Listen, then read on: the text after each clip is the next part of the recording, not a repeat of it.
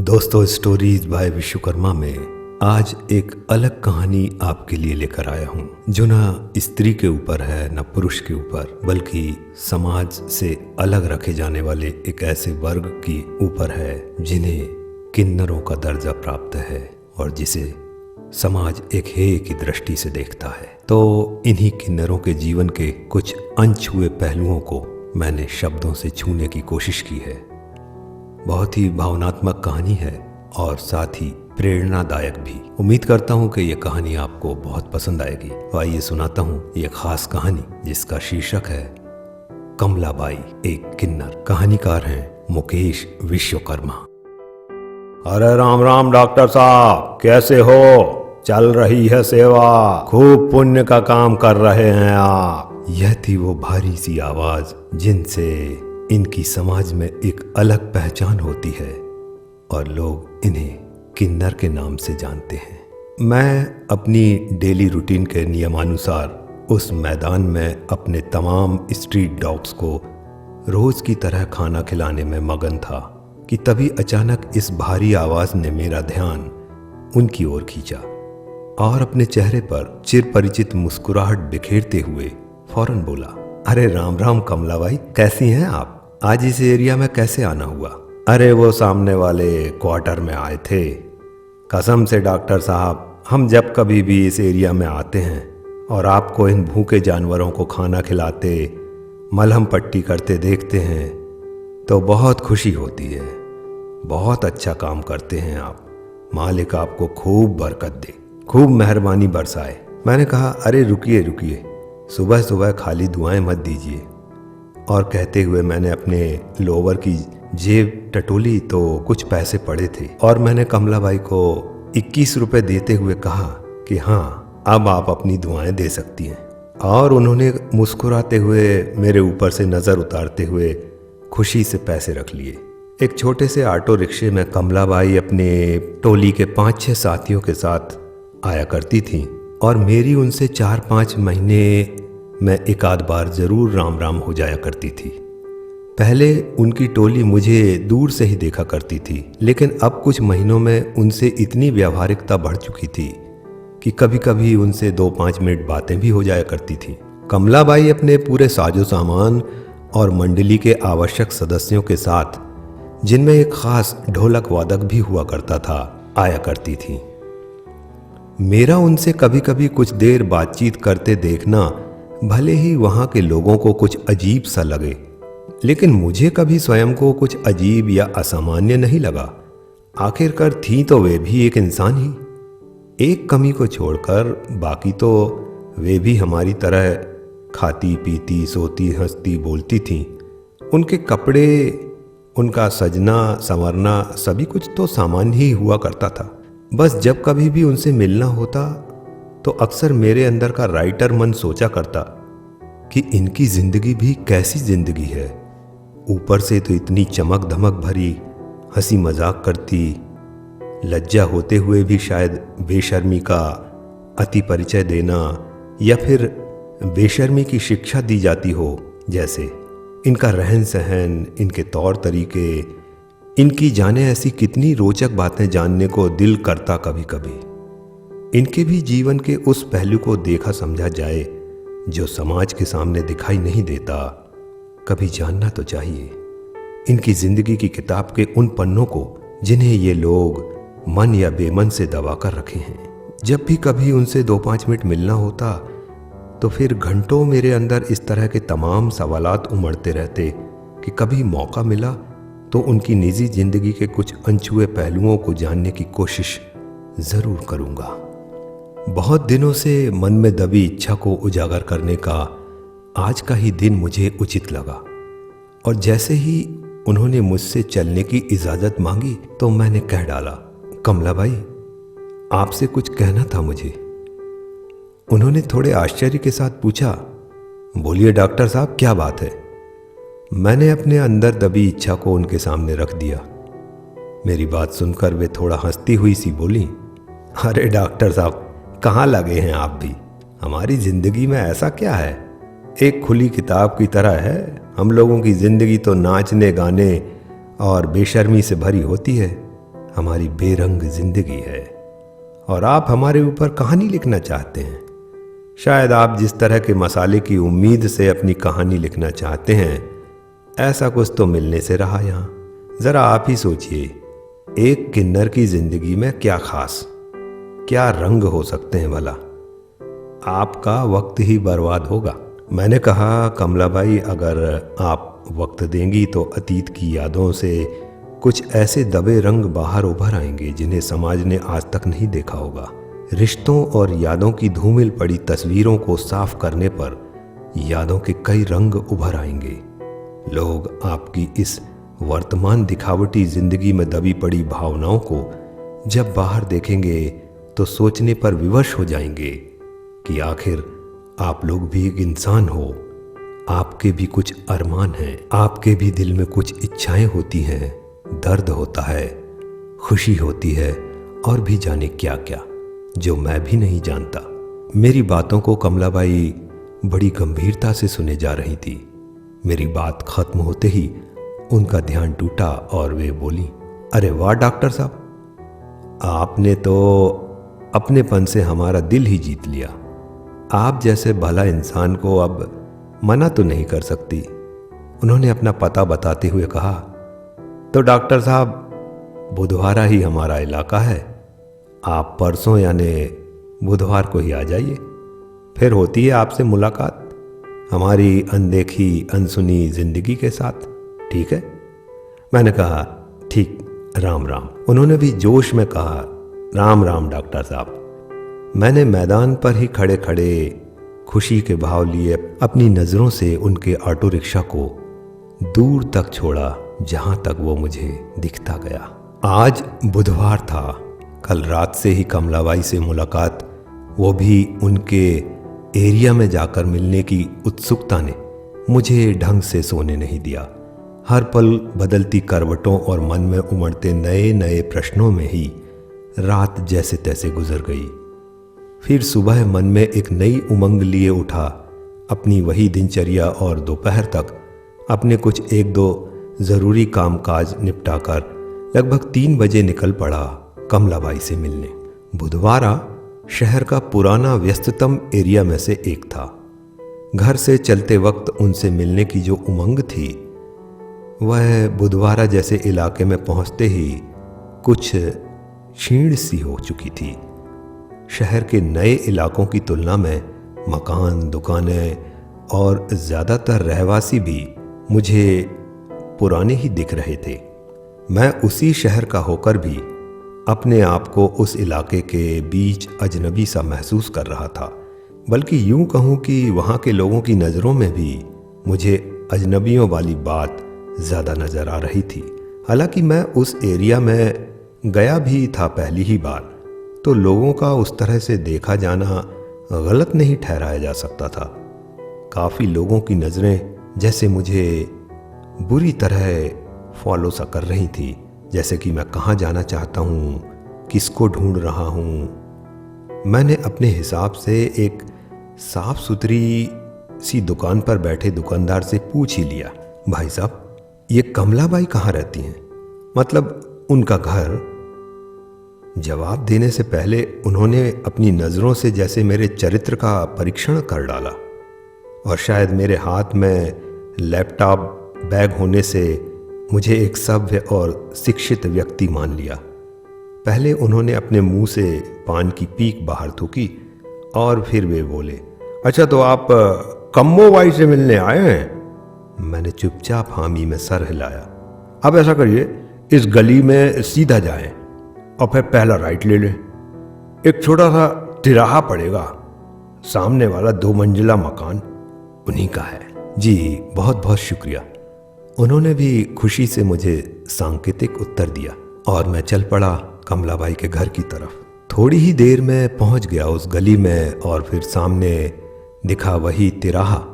आसपास के कुछ मकानों से हल्की सी आवाज़ें गाने बजाने की आ रही थी। कई लेडी मुझे ऊपर वाले घरों से देखे जा रही थी, तो 1-2 नीचे सड़क पर खड़े किन्नर भी दिखाई दिए। तभी मैंने थोड़ी हिम्मत कर एक किन्नर से पूछ ही डाला, जी सुनिए, इतना सम्मानजनक संबोधन से उस किन्नर ने मुझे थोड़ा आश्चर्य से घूरा और अपनी भारी आवाज में पूछा। हाँ बोले, जी मुझे वो कमलाबाई के घर जाना है, आप बता सकती हैं? उसने तुरंत कहा, हाँ यही तो सामने वाला गुलाबी मकान है, जाइए। मैंने कहा, जी शुक्रिया। ज्यों ज्यों मैं कमलाबाई के घर की तरफ बढ़ रहा था, पड़ोस की और लगे हुए घरों की किन्नरें मुझे बड़े ध्यान से देखे जा रही थीं। मैं अपने आप को कुछ लज्जित सा महसूस कर रहा था। गलती से एक आध बार किसी किन्नर से नजरें मिल गई थी तो सामने से ऐसा कातिलाना जवाब मिला कि मैं अपने आप में शर्मसार सा हो गया था। तभी से एक अपराधी की भांति नजरें झुकाए ही बढ़ता जा रहा था। एक पल को तो मन में यह ख्याल आया कि यार क्यों आ गया यहाँ, नहीं आना चाहिए था मुझे। कैसे घूर रहे हैं ये लोग, कितनी गंदी जिंदगी है इनकी, इनका रहन सहन अजीब सा, एक अलग ही माहौल में रहते हैं ये लोग। आम लोगों की जिंदगी से तो एकदम अलग है इनकी जिंदगी। तभी किसी ने मुझसे कहा, वो सामने वाले बड़े कमरे में रहती है कमलाबाई।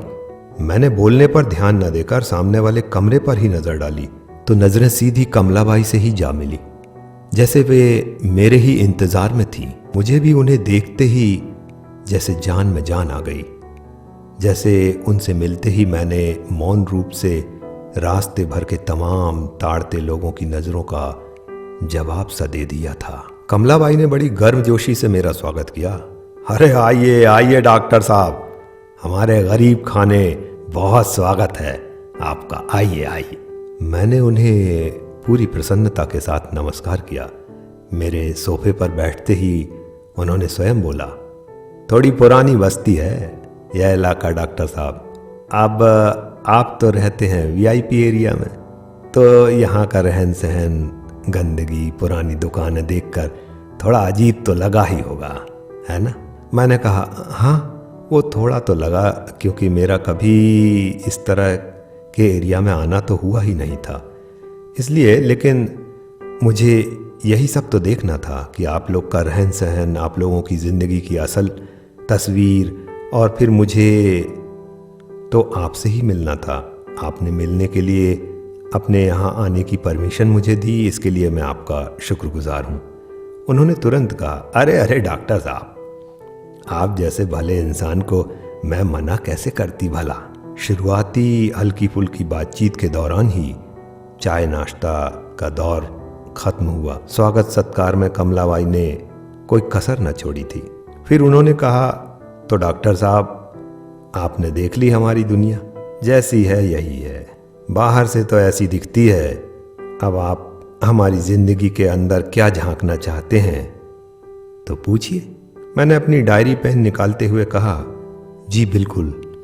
और फिर मैंने कहा, बहुत सारे सवालात हैं आप लोगों के जीवन से जुड़े, समझ नहीं आ रहा कहाँ से शुरू करूं। एक बड़ा मार्मिक प्रश्न है आप लोगों की जिंदगी से। मैं आपसे सबसे पहले वही पूछना चाहूँगा। मैंने सोशल मीडिया पर कुछ इंटरव्यूज़ देखे जो बड़ी दुख भरी कड़वी सच्चाई से भरे थे।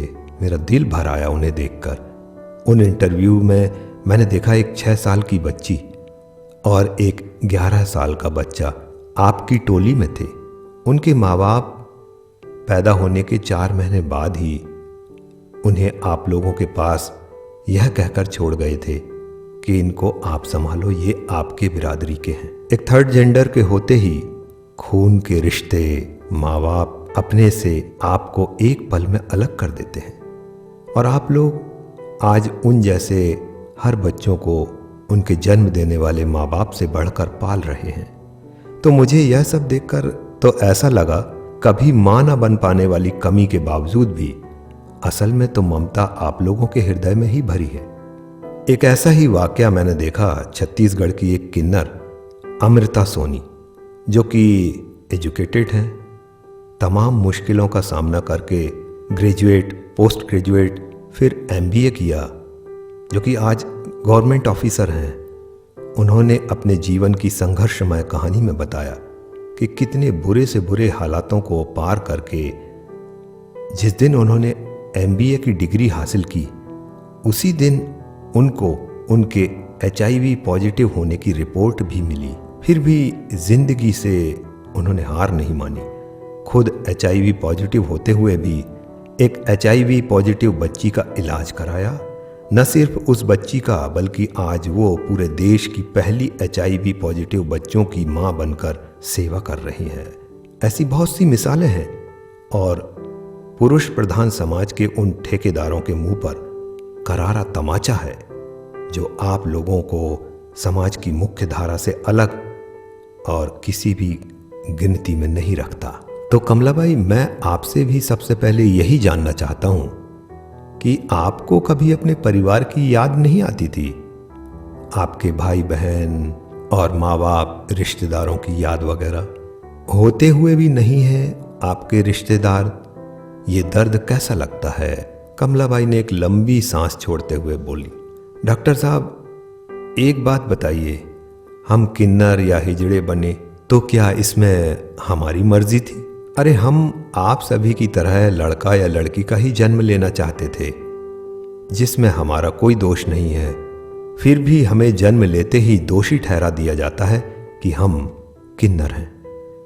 अब हम उस परिवार के लिए शर्म की बात हो जाते हैं। तो जिन्होंने हमें जन्म देते ही त्याग दिया हो और जिन्होंने हमारी अपनी सगी औलाद की तरह परवरिश की हो, अपनी ममता और प्यार दिया हो, तो हमारे लिए तो यही असल माँ बाप और परिवार है। क्योंकि हमने तो बचपन से अपने पालने वाले इन्हीं गुरु माँ को देखा, समझा, और आज मैं खुद इतने बड़े परिवार, इतने सारे बच्चों की माँ, मौसी, गुरु, सभी कुछ बनी हुई हूँ। फिर वे थोड़ी देर चुप हो गई, जैसे कोई पुरानी सोच में डूब गई हो। अचानक अपनी चुप्पी को तोड़ते हुए बोली, हाँ, लेकिन जब बहुत कम उम्र की थी ना, और अपने सीनियर्स के साथ लोगों के घरों में जाती, वहाँ के घरों को, रिश्तेदारों को एक साथ देखा करती, कोई माँ बुलाती, कोई मामा बुलाती, तो कोई उसे दीदी कहता, तो कभी वह पापा के पास जाकर गले लगकर हट करती और उसकी जिद तुरंत पूरी कर दी जाती। कभी अपनी सहेलियों से घिरी रहती, तो कभी भाई लोग उसके नखरे उठाते, उसे पलकों पर रखते। खासकर शादी जैसे उत्सवों में तो वह सभी की लाडली हुआ करती। मैं जब अपनी दुनिया में लौटकर आती तो अकेले में बहुत रोया करती और मन ही मन कहा करती कि ये कुदरत की नाइंसाफगी मेरे साथ ही क्यों भला? इसमें मेरा क्या दोष? किस बात की सजा? सवाल पे सवाल उबलते मेरे सीने में उफनते दूध की तरह। लेकिन इस उफान को शांत करने के लिए ठंडे पानी के कुछ छींटे भी नसीब न होते और अंततः बेबस आंखों से बहते आंसुओं की बूंदें जब मेरे गर्म सीने को स्पर्श करती तो मानो वह यही समझाती कि यही ऊपर वाले का विधान है, एक जन्म सिद्ध सच्चाई। इसे स्वीकार कर लो, अपने दुख को हृदय में समाहित कर औरों को दुआएं बांटो, खुशियां दो, ताकि ईश्वर तुम्हें भी अगले जन्म में इस अभिशाप से मुक्त कर दे। मैं मंत्रमुग्ध होकर चुपचाप सुने जा रहा था और महसूस कर रहा था कि कमलाबाई के अंदर वर्षों से दबे पड़े महासागर में आज दुख और पीड़ा की कितनी बड़ी बड़ी लहरें हिलोरे मार रही थी। मुझसे रहा नहीं गया और मैं बोल ही पड़ा, कमलाबाई, मैं माफ़ी चाहता हूँ, मैंने आपके घाव को कुरेद दिया। वे बोली, ऐसा नहीं है डॉक्टर साहब, आखिर इंसान तो हम भी हैं, सिर्फ एक मामले को छोड़कर। भूख हमें भी लगती है, दर्द हमें भी होता है, खुशी हम भी मनाते हैं, नींद हमें भी आती है। हाँ, लेकिन हम लोग आपकी तरह सपने नहीं देखते, क्योंकि वो इस जन्म में तो पूरे होने से रहे। लेकिन जब आप जैसे नेक इंसान को देखते हैं, जो बेसहारा जानवरों तक को इतना प्यार और उनकी देखभाल करता है, तो लगता है, ऐ मालिक, काश तूने हमें भी ऐसा नेक इंसान बना दिया होता। बोलते बोलते कमलाबाई की आंखें डबडबा गईं। उनकी भारी आवाज इतनी भारी हो गई कि गला ही रुंध गया। मैं समझ नहीं पा रहा था कि इस घड़ी पर क्या कुछ बोलूं कि उनका दुख कुछ हल्का हो जाए। फिर भी मैं हिम्मत जुटाकर बोला, कमलाबाई, मैं क्या बोलूं आपके लिए? बीच में ही मेरी बात काटते हुए बोली, कुछ मत बोलिए डॉक्टर साहब, आप तो सुनने आए हैं। तो बस सुनिए। दुनिया तो हम जैसे लोगों का गाना बजाना ही सुनती है बस। आप तो हमारा दर्द सुनने आए हैं, तो बस आप सुनिए। और फिर आप क्यों अपने आप को दोष दे रहे हैं? मजाक तो हमारे साथ कुदरत ने किया है, आपने थोड़ी। आपको एक बात बताऊं डॉक्टर साहब, हमसे तो किसी की इज्जत का खतरा तो हो ही नहीं सकता, ना होता है, लेकिन उल्टा हमें आपके मर्द समाज से इज्जत का खतरा होता है। मेरे चेहरे के बदलते भाव देखते हुए कमलाबाई ने इस बात पर जोर देते हुए कहा, हाँ, इज्जत का खतरा होता है। क्यों? हमारे कोई संस्कार नहीं है क्या? हमारी कोई मर्जी नहीं है क्या? क्या हमारे में पढ़े लिखे और सुंदर देखने को नहीं मिलते? एक तो हम लोग अभिशाप के मारे, और ऊपर से अगर कोई बहन सुंदर हो तो डबल सजा। लोगों की वासना भरी नजरों को हम एक पल में ही ताड़ लेते हैं। चरित्रहीन तो ये लोग होते हैं और कहते हैं कि हमारा कोई चरित्र नहीं होता, हम बेशर्म होते हैं। हाँ, हम बेशर्म होते हैं। बेशर्मी हमारा आभूषण है। हाँ, हो सकते हैं हम कुछ लोगों की नज़रों में बेशर्म, लेकिन कम से कम इंसानों के रूप में भेड़िया तो नहीं होते। अरे, इनसे पापी और क्या होंगे? जिन छोटे बच्चों को हम अपना आशीर्वाद देते, उनकी आने वाली बलाएं अपने सर पर लेने जाते हैं, ये दरिंदे तो उन्हीं छोटी देवी स्वरूप बच्चियों के साथ दरिंदगी से बलात्कार जैसे कुकर्म कर हत्या तक कर डालते हैं। आए दिन अखबारों में, न्यूज़ चैनलों में इस तरह की खबरें देखती हूँ तो कलेजा कांप उठता है मेरा। दूसरी तरफ संतान के लिए तड़पती एक औरत की आंखों में तड़प देखिए। माँ नहीं हूं तो क्या, इस कमलाबाई ने सैकड़ों माँओं की गोद भरी है, और दूसरी तरफ एक संतान के लिए तड़पती एक औरत की आंखों में तड़प देखी है। मैं देख पा रहा था कि कमलाबाई के अंदर जहां एक तरफ मेरे जैसे इंसान के लिए आदर था, तो वहीं दूसरी तरफ इस तरह के मर्दों के प्रति ज्वालामुखी जैसा खाक कर देने वाला गरम लावा था। मेरे चेहरे के सहमे भाव को समझते हुए उन्होंने मेरा हाथ पर अपना हाथ रखते हुए कहा, माफ कीजिए डॉक्टर साहब, मैं कुछ ज़्यादा ही जज्बाती हो गई थी। इतनी उम्र में बहुत सारे चेहरे, उन चेहरों के पीछे छुपी काली सच्चाई देखी है मैंने, लेकिन हर मर्द एक सा नहीं होता। कुछ अच्छे, कुछ बहुत अच्छे इंसान भी होते हैं आपकी तरह। कहती हुई वे मुस्कुरा गई और उनके चेहरे पर काफ़ी देर से थमी क्रोध की रेखाएं जैसे इस हल्की सी मुस्कुराहट की लहर के आते ही उसमें समा कर मिट गई। मैंने अपनी चुप्पी तोड़ते हुए बोला, देखिए कमलाबाई, मैं तो यही कहूँगा कि हर चीज़ के दो पहलू होते हैं। यदि दिन है तो रात है, अच्छाई है तो बुराई भी है, ऐसे ही यदि पापी है तो पुण्यात्मा भी है। आप जिसकी कमी या ना होने से अपने आप को अपूर्ण और अभिषिप्त समझ रही हैं, वही कभी आपकी शक्ति बन सकती है। आप क्या समझाना चाह रहे हैं डॉक्टर साहब? देखिए, मेरा कहना है कि जीवन में दृष्टिकोण का बड़ा महत्व है। यह आपका अपना दृष्टिकोण होता है कि किसी भी बात या समस्या को किस दृष्टिकोण से देखते हैं। यह आपका अपना दृष्टिकोण होता है कि किसी भी बात या समस्या को आप किस दृष्टिकोण से देखते हैं, सकारात्मक या नकारात्मक। आप लोग इस बात से कुंठित रहते हैं कि ईश्वर को दोष देते रहते हैं कि आप लोग अपूर्ण हैं, नाइंसाफ़ी की गई है कुदरत ने आपके साथ। अरे, इसकी वजह क्या है वह तो विधाता ही जाने।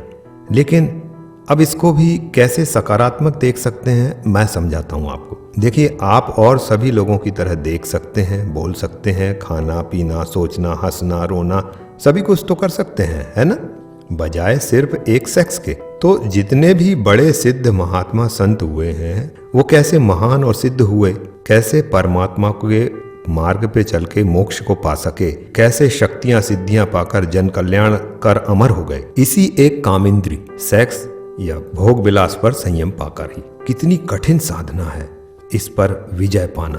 वरना हम आए दिन न्यूज़ चैनल, अखबारों में देखते हैं कि एक ऊंचाई पर पहुंचकर करोड़ों की संपत्ति, साम्राज्य और लाखों भक्त बनाकर भगवान की तरह पूजने के बाद भी एक दिन इसी काम वासना के जाल में फंसकर अपना सारा मान सम्मान गवा बैठते हैं। कई तो आज बलात्कार, हत्या जैसे जघन्य अपराधों की सजा में जेल के अंदर हैं, और आपको तो ईश्वर ने इससे वंचित बल्कि बचाकर रखा है। तब तो आपका मुक्ति मार्ग पहले से ही सरल हो गया ना। आप यदि ध्यान करें तो परमात्मा से ज़्यादा जल्दी और सरलता से जुड़ पाएंगी। मैं यही नहीं कहता कि आप अपना संगीत, नाचना, लोगों के घर जाना, अपनी कुल देवी की पूजा पाठ करना छोड़ दें, लेकिन यदि आप परमात्मा की भक्ति से जुड़कर कुछ जन कल्याण कर पाएं तो ईश्वरी कृपा से आप जल्दी इस योनि से मुक्त होकर अगले जन्म में एक अच्छे इंसान या फिर किसी संत देवी के रूप में जन्म ले पाएं शायद, है ना। देखिए, वर्ष 2016 के सिंहस्थ कुंभ में पहली बार एक अभूतपूर्व चीज देखने को मिली। आपकी किन्नर समाज की लक्ष्मी त्रिपाठी को उन्हें अखाड़ा के समस्त साधु संतों मठाधीशों ने पहली बार एक महिला किन्नर को किन्नर अखाड़े की पहली महामंडलेश्वर की उपाधि से सम्मानित कर कितना अच्छा कार्य किया और वे परमात्मा के भक्ति मार्ग से जुड़ गईं। एक पल में ही वे हे की दृष्टि से देखे जाने वाले किन्नर होते हुए भी श्रद्धेय हो गई। तो ऐसा आप सभी को भी अपने दैनिक सामाजिक कार्य के अलावा इस सद्गति के मार्ग से जुड़कर मोक्ष प्राप्त करने की तरफ सोचना चाहिए। और मेरी तो यही इच्छा है कि इस क्षेत्र में आप ऐसी देवीय कृपा प्राप्त करें कि एक दिन यही पुरुष समाज आपके सामने अपनी समस्याएं लेकर नतमस्तक खड़ा रहे। वाह डॉक्टर साहब, बात तो आप सही कह रहे हैं। हम सभी इस पर सोचेंगे, जरूर सोचेंगे। और हमारी गुरु माँ के महामंडलेश्वर बनने पर तो वाकई में हमारे पूरे किन्नर समाज को गर्व है। बिल्कुल होना भी चाहिए। और अभी हाल ही में जहाँ कोरोना जैसी महामारी ने पूरी दुनिया को हिलाकर रख दिया, वहीं देश के कई शहरों से ऐसे भी वीडियोस मोबाइल पर देखने को मिले कि किन्नरों ने अपनी सारी जमा पूंजी बेचकर, राशन खरीदकर गरीब और ज़रूरतमंद लोगों को बांट दिया, वो भी घर घर जाकर।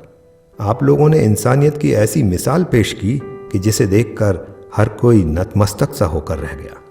हाँ डॉक्टर साहब, वाकई हमारी बहनों ने ऐसा अच्छा काम किया इस मुसीबत की घड़ी में कि हम सभी को फक्र है। जो भी किन्नर हमारे बीच से यदि आप लोगों के लिए कोई मिसाल बनती हैं तो उसके पीछे बहुत संघर्ष और दर्द भरी कहानी छुपी होती है। ऐसे भी कड़वे दर्द हैं हमारी ज़िंदगी में कि पैदा होने पर मिठाइयाँ तक बढ़ जाती हैं कि लड़का हुआ है, फिर कुछ महीनों बाद पता चलता है, कभी कभी तो तुरंत ही, कि हम तो किन्नर हैं, और उसी पल हमारा त्याग कर दिया जाता है। जबकि हमें किसी किन्नर ने पैदा नहीं किया था, हमें तो एक इंसान ने ही पैदा किया था, पर एक ऐसी सज़ा मिली हमें अपने परिवारजनों से बिछड़ने की, बल्कि यूं कहें कि परिवार के अपने लोगों द्वारा बहिष्कार किए जाने की, जो गुनाह हमने कभी किया ही नहीं था। लेकिन कहते हैं ना कि सोना जितना तपता है उतना ही चमकता है।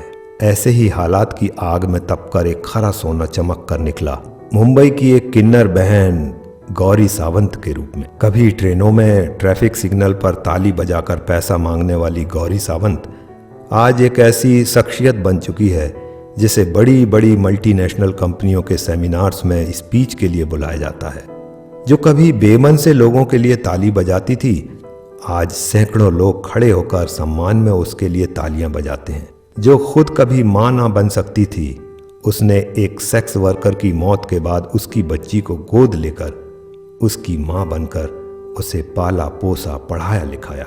जबकि उसके गुरु ने भी कहा था कि एक सेक्स वर्कर की बच्ची बड़ी होकर एक दिन सेक्स वर्कर ही बनती है, यही उसका भविष्य है।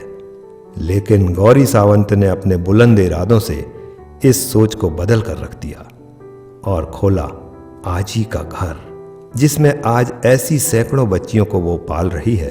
साथ ही HIV पॉजिटिव लोगों के इलाज कराने में रात दिन उनकी मदद कर रही है। वाकई में कमलाबाई, आप लोगों ने ऐसी मिसाल देकर समाज और देश में अपनी एक अलग पहचान कायम की है। मैं खुद दिल से सलाम करता हूँ आप लोगों के इस तरह के साहसिक कार्यों को। बातें तो बहुत सारी हो चुकी थी, ऐसा लग नहीं रहा था कि अब उनसे कुछ और सवाल पूछे जाएं। मैं मन ही मन सोच रहा था कि अब उनका धन्यवाद किया जाना चाहिए कि तभी कमलाबाई खुद से बोल पड़ी, तो डॉक्टर साहब, बस यही है हमारी जिंदगी, अच्छे बुरे लोगों के अनुभवों से भरी। कुछ और पूछना हो तो पूछ लीजिए। मैं कुछ और बोल पाता कि तभी एक जवान सुंदर किन्नर लाल साड़ी पहने हुए आई और कमलाबाई से बोली, मौसी, चलने का समय हो गया। गाड़ी आ चुकी है और टोली भी तैयार है। हाँ चलते हैं बेटा। इन्हें पहचाना? अपरिचित के भाव दिखे उस सुंदरी के चेहरे पर मुझे। अरे ये वो कॉलोनी के ग्राउंड वाले डॉक्टर साहब हैं जो भूखे कुत्तों को रोज खाना खिलाते हैं, मलहम पट्टी करते हुए दिखते हैं हमें कई बार। हाँ अच्छा। उसके चेहरे पर परिचय के भाव खिल उठे और वह बोली, वो मुंह पर अक्सर कपड़ा मास्क लगाए रहते हैं ना, तो मैं पहचान ना सकी। नमस्ते तो कर, बड़े भले इंसान हैं। उसने मुझे सांकेतिक मुद्रा में हाथ जोड़कर नमस्कार किया। उसके इस तरह के आदर से मैं अंदर ही अंदर संकुचित हो उठा। तभी कमलाबाई ने उसके सर पर प्यार से हाथ रखते हुए बोला, ये हमारी प्यारी गुड़िया है, गुड़िया बाई। मैंने इसे बेटी की तरह पाला है।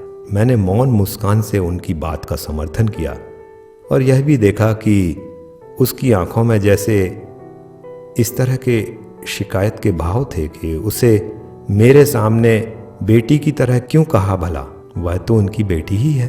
अच्छा तो डॉक्टर साहब, अब हमारा चलने का वक्त हो रहा है, निकलते हैं अपने धंधे पर। हमारी तो अब उम्र हो चुकी है, आगे हमारी प्रथा और काम को इन्हीं लोगों को संभालना है, तो अभी से सारे तौर तरीके और दुनियादारी सिखा रही हूँ। चल बेटा, मेरा पान का बटुआ और रुपए की थैली दे दे।